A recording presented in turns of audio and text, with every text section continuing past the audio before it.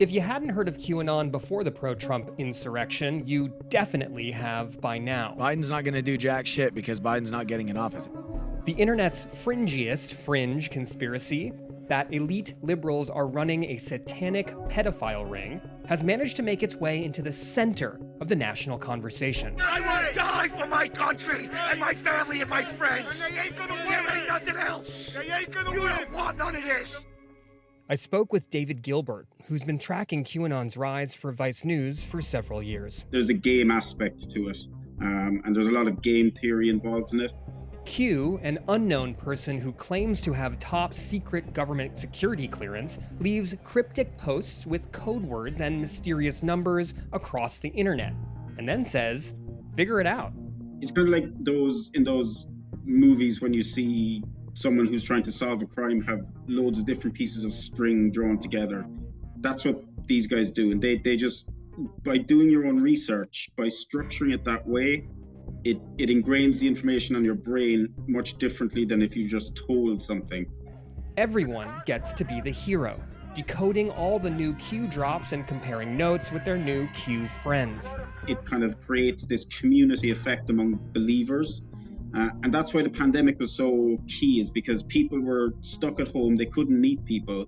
So they were on Facebook meeting in all these groups of like-minded people. And they felt, oh, QAnon is this community, and they all solved the clues together. And, they're in on a secret that no one else knows about. Sort of reminds me of like the Da Vinci Code or National Treasure or these adventure movies where protagonists are able to see beyond, I guess, the veil of reality to see clues and piece together something that everyone else wants to suppress.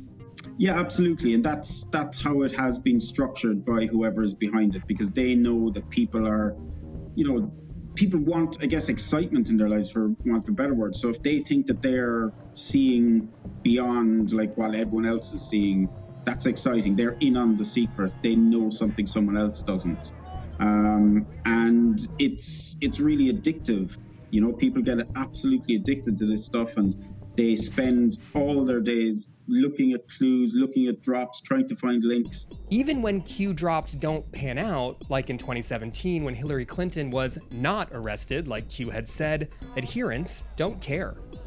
Despite all the failed promises over and over again, people still believe in it. It's kind of this constantly morphing thing where they can always twist what happens to appear as if, oh yeah, this is all part of the plan. So even when President Trump told rioters to go home last week, Q followers felt their research was saying something different. He just said the new administration. He didn't say the Biden administration. So they took that to mean this is going to be Trump's new administration. And his last line was, this is only the beginning. So they obviously took that to mean that this isn't over yet. The war's still on. Trump will win at the end of the day. Q hasn't actually posted since early last month, which has created something like a power vacuum in the conspiracy theory ecosystem. Yeah, there are personalities in the Q community that people gravitate towards too, as decoders, as gurus, I guess. Absolutely. There's, at least a dozen major Q personalities who have hundreds of thousands of followers who will follow them, from Twitter to Gab to Parler to Telegram to wherever they go. Social media sites are finally trying to catch up to this problem. This week, Twitter said it had shut down more than 70,000 accounts affiliated with Q.